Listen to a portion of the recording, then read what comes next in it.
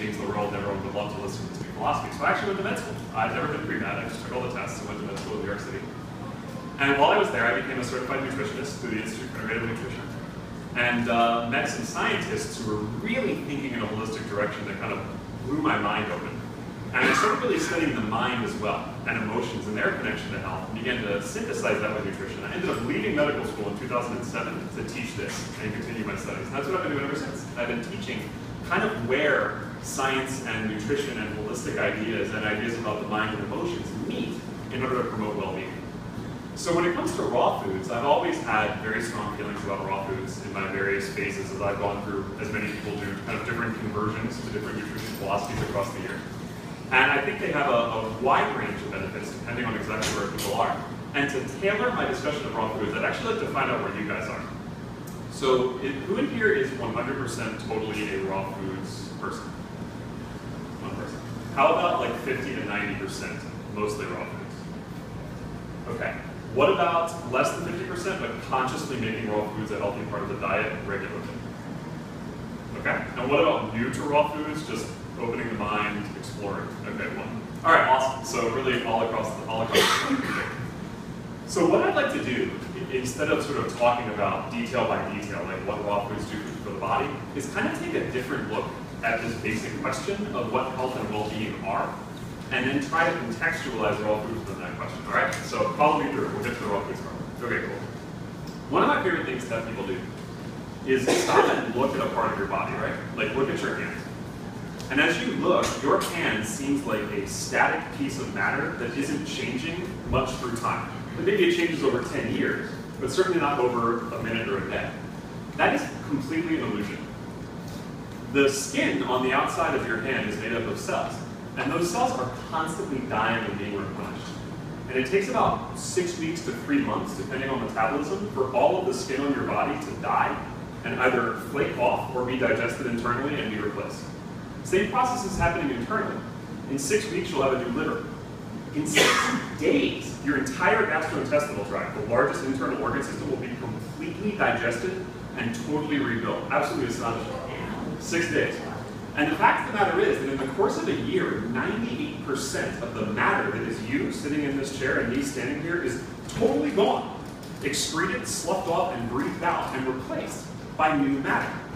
So one thing I like to say about people is we look static, but really what the human body is it's a continually self-renewing cellular symphony.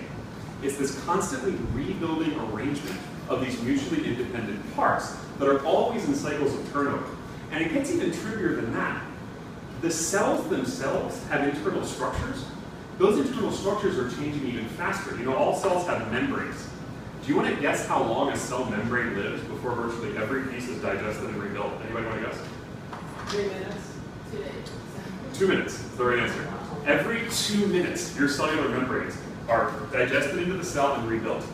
So it's really funny, as you start to look at the body, it's like you've got these cells that on an individual level are constantly renewing themselves. And they're building these organ tissues that are constantly renewing themselves, which are coming together into these systems. And then the interplay of those systems is what defines life. It's what defines biological health. It's what defines thriving. So what's orchestrating all of that? Because all that sounds really complicated, right? Like to actually be able to, imagine if you were to try to write a computer program or a bunch of textbooks and outline how to govern all of that continual self-renewal. How long would that be? How many books would that take, right? You'd fill the Library of Congress. What governs that process is DNA. This stuff we call DNA, this stuff of inheritance that we all know about, it's literally like the blueprints or the programming for how you build and integrate all of this beautiful, incredible material. So DNA spells out how to make every piece of you, and it also spells out how to put all of that together and arrange it and then constantly renew it. All right, now here's the critical part that connects all of this to nutrition. In any construction project, like if you and I want to go build a skyscraper a couple blocks from here, that construction project is going to require a whole bunch of blueprints. It's then going to require machinery, and it's going to require raw materials, right? And if you don't have the right raw materials that are specified by the blueprint that the machinery can use, the construction project is going to be a disaster. If you call for steel beams and concrete walls, and someone brings you wood beams and clay walls, and you try to build a skyscraper, the thing is going to topple. It's the same with our DNA. Our DNA is our blueprints, and fascinatingly, it builds the cellular machinery that then integrates this process of self-renewal that builds the body. That's the construction project.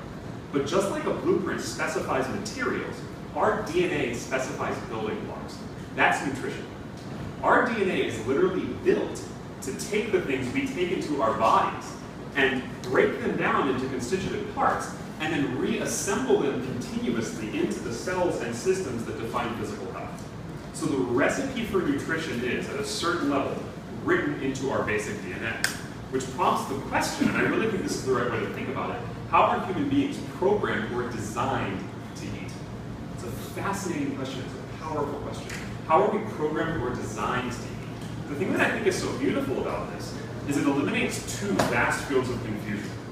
One, it eliminates the idea that nutrition is a matter of pure preference. You have a design. I always love to say it's like polar bears have a design and hummingbirds have a design. Polar bears are built to eat whale and seal meat and live in the cold. Hummingbirds are built to eat nectar and live in very warm environments. If you put a polar bear in the British Virgin Islands and feed it fruit nectar, it's going to fall apart because it's not eating and living according to its design or its programming. Its DNA doesn't know how to build a healthy body from nectar. Hummingbird DNA does. Well, we're the same. We have a nature or a design, and if we don't live in harmony with that nature or design, we cannot thrive. The other thing that's beautiful is it takes all the potential complexity of understanding nutrition, where you got to learn about vitamins and minerals and macronutrients and micronutrients, and your mind can actually just bend in half, and it reduces it to one simple question. What's natural for me to eat? Now, a lot of people come along and try to answer that question in a lot of different ways. On one spectrum, you've got kind of like the paleo diet, this heavy, like meat-emphasized idea that hunter-gatherers ran around eating animals, and that's how everyone should eat. And it's not based on great science. And then on the other end of the spectrum, you've got raw foods, which is the idea that people are really more designed to eat these uncooked, largely intact, pure vegan foods. I believe the reality of human nutrition needs is there's a vast spectrum of what is appropriate for our design, but one thing is universal. Whole, unprocessed, intact food from nature. That's universal. Anyone who thinks that people should eat anything other than whole, unprocessed, intact food from nature is just talking crazy.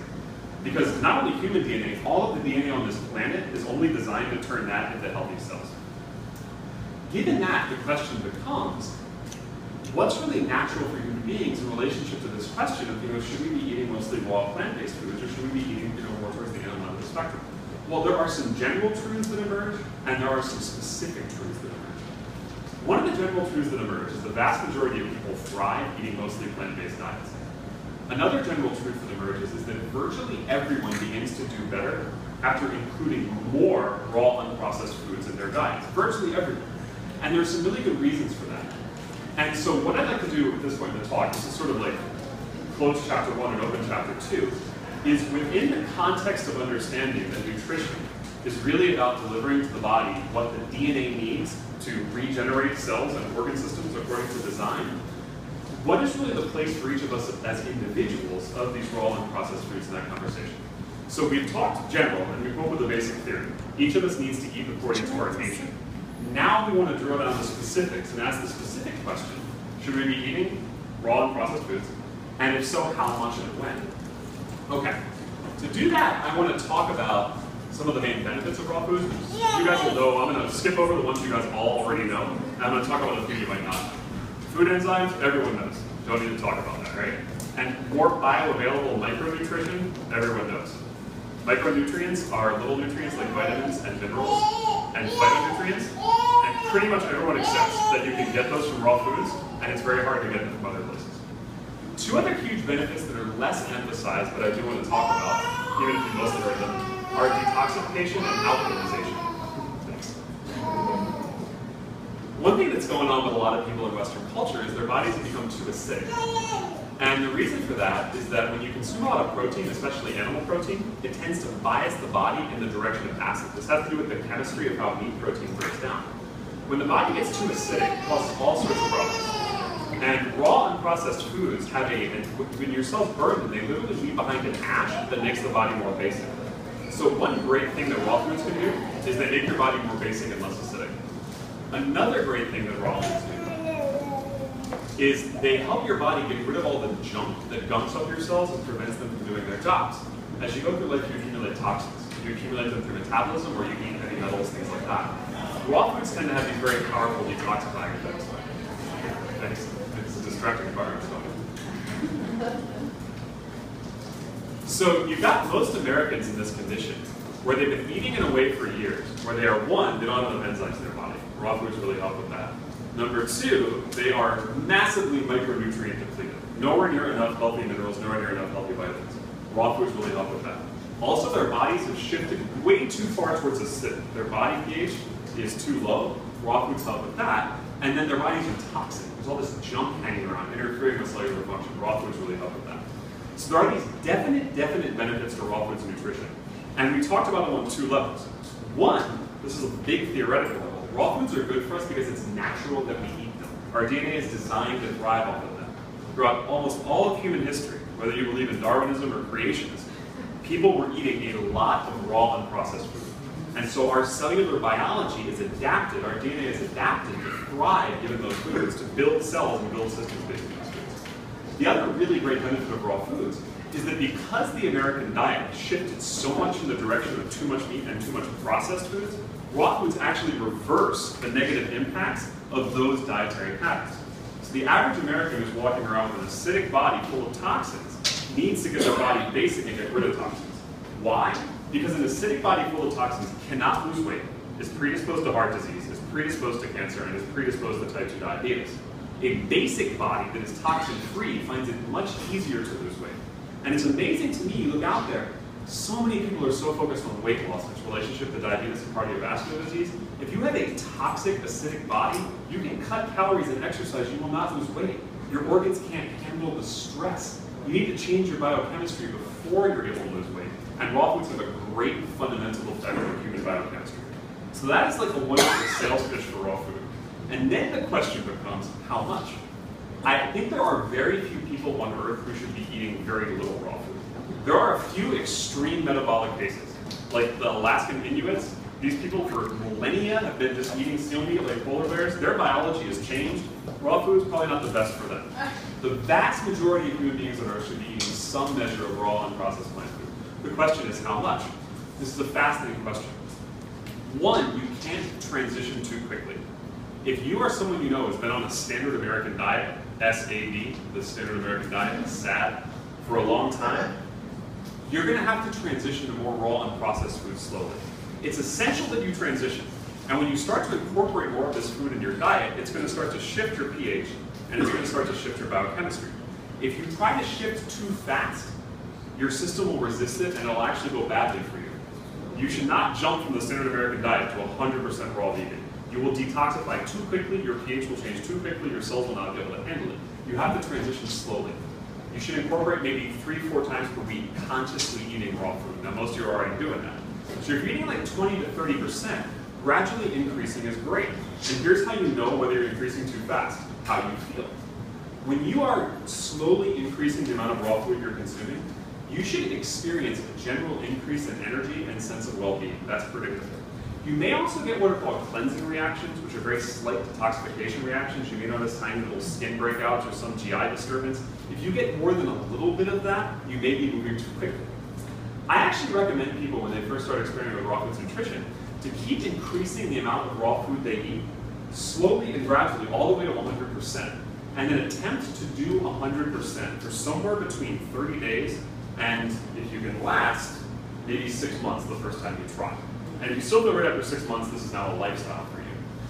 When you get to 100%, something radical happens. When you do 100% raw food vegan, you are like massively shifting the way your body works biochemically in this detox alkalization direction. If you were to test your body's pH, you can actually buy these pH testers from chemical food stores. When it's acidic, they're like yellow. If you go 100% raw foods, you will be like dark blue, like the most basic in weeks. It's kind of fascinating. You can actually watch this happen chemically. Also, you are going to start purging toxins from your system. Another astonishing thing that happens when you go like 100% raw, and this is going to be the side of this conversation we all may argue about a little bit, is that a lot of the cellular systems in your body actually like animal nutrition. They actually like things like cholesterol and saturated fat. This stuff does have a biochemical use. Most of us have eaten way too much of it, and it's gunking up our arteries and it's clogging up our cells. When you go 100% raw, your body actually now starts to need that stuff, and it starts to eat it out of your arteries and out of your cells.